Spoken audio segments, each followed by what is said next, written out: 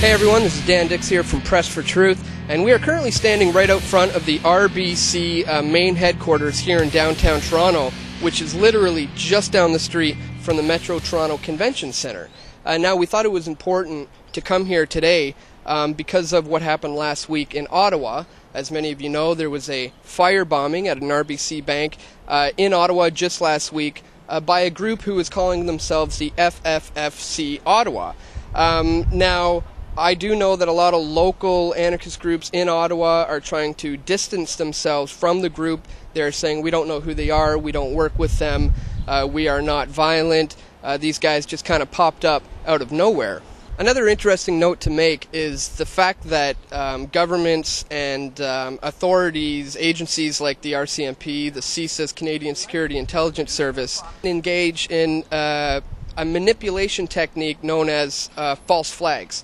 Now, a false flag operation is a covert operation that is done in an attempt to deceive the public into believing that somebody else orchestrated some sort of attack.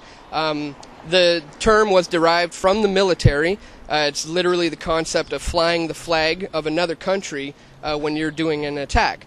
So what we see with the firebombing in Ottawa is, highly, highly questionable, especially when you consider the fact that they often use this idea of the Hegelian dialectic, which is where you set up the thesis, you also set up the antithesis or antithesis so that you can offer your synthesis to the very problem that you created in the first place. It is more commonly referred to as problem, reaction, solution, where you create a problem, say the bombing, you get a reaction, say, oh my God, what are we going to do about this? And then you offer your solution to the problem, which is more cameras, more security, more lockdown, more of just... Oh, not bad. How are you? What's going on? Oh, we're just doing a little report. Okay, unfortunately you can't be filming in front of the building yet. Well, we're not filming the building. I'm sorry? We're not filming the building, but he's just on me. I've seen a lot of other news organizations doing their reports in this same spot. Who are you with, sir? Press for Truth. Do you want to take it up with Oxford Management tomorrow morning? Well, we're here to do our report today. Am I on the property line, or? Unfortunately, yeah. Okay, so where's public? This is public. Can you tell us exactly where the property line is? Yeah, because just so we can make sure, we get her right here is okay? Yeah, you stand right, Okay. right here, actually. So that's right here. private. Okay, that's fine. Sure. But because of the G20, they're being really strict. Yeah, well, we heard that they're been talking with private security firms. There's going to be over 1,000 private security at the G20, and they've been informing you guys to keep an eye on things, I guess, because of the G20, right? Anyways, gentlemen, enjoy your day. Sorry to interrupt. It's okay. Thanks so much. Okay, you kind of threw me off. All right, try the false flag again.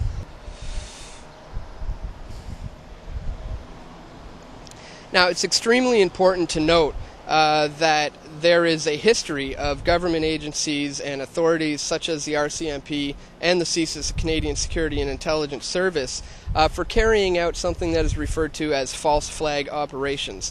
Now, what a false flag event is a covert operation in which they try to deceive the public into believing that an attack was orchestrated by another party than it actually was done by. The term is derived from the military. It's literally the concept of flying the flag of another country. You're going to have to wrap it up. My associate had it wrong. Even if you're on private, you have the camera pointed at the building. We can't allow that. Okay. Where exactly could we film that? Because we're surrounded by buildings. Well, right now, my concern is RBP. That's my contract. Right now, the clients have it under strict, especially with the G20 summit coming up. No filming on property without their consent. Especially if you're standing on city property. No, especially if you have on city property and you have the cameras pointed at the building. Okay, so we'll just not point it at the building then, and then we should be fine, right? Like this? Like this way? If we stand this way? No, I don't. No, who are you filming for? Press for Truth. Press for Truth? Yeah. Yeah, it's an independent media outlet.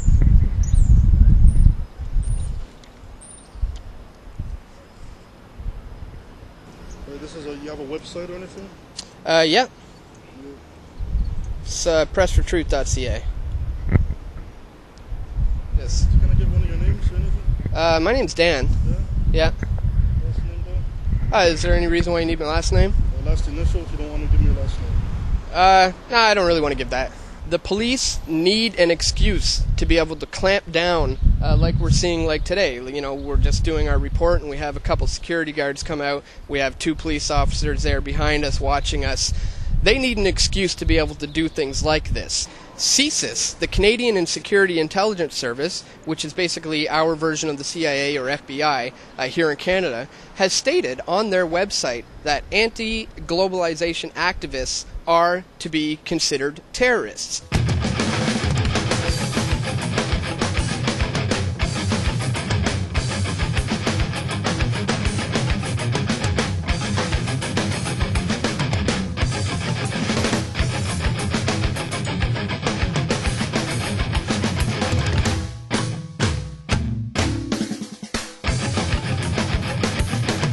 If you are a government agency and your agenda is to clamp down even harder on people's rights, clamp down even harder on people's liberties, beef up the police state here in Toronto, input more CCTV, Big Brother type cameras who peer into everything you do, you need an excuse. You can't just outright come out and do that.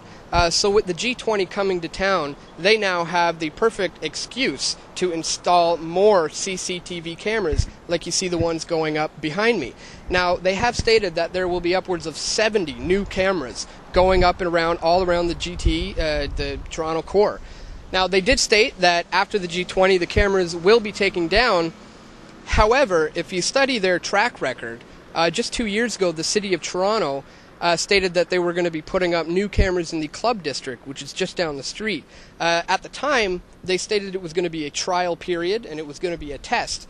But now here we are 2 years later, and those cameras are still there. So, judging by their track record, it is very safe to say that these new CCTV cameras that are going up all around Toronto will stay there, and they will be permanent.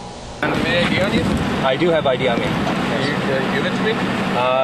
Why do you want to see my ID? Because there's a heightened security because of the G20 coming up. I'm aware. I'm going to go through the accreditation process and everything. All I'm doing down here today is just getting shots on the streets, bank logos, stuff like that, to show the proximity of where the G20 is in relation to the financial district. Wait, well, turn around, put your hands behind your back. Okay. We're going to do it that way if you want. This is Bryan reporting for Press for Truth from Queen's Park South. I'm just here to give everyone an update on the arrest situation that happened a few weeks ago that everyone saw on video, where I was down just getting B-roll shots for pre-G20 video for Press for Truth, and I was subsequently asked to surrender identification from private security, to which I refused. The police came up in a cruiser, requested identification. I identified my name and what I was filming, which should have been good enough, considering that I wasn't breaking any laws. Then was approached by 3 officers on foot, 2 at first, and then a third one came up to fill out the arrest report. I'd just like to let everybody know an update on the situation. I filed an official police complaint with the Toronto Police Department, and it's going to take 30 days for me to get a copy of my arrest report, which I have paid to get because I'm interested to see what it is that they put on their record of arrest. So here we are now downtown at University and College at Queen's Park.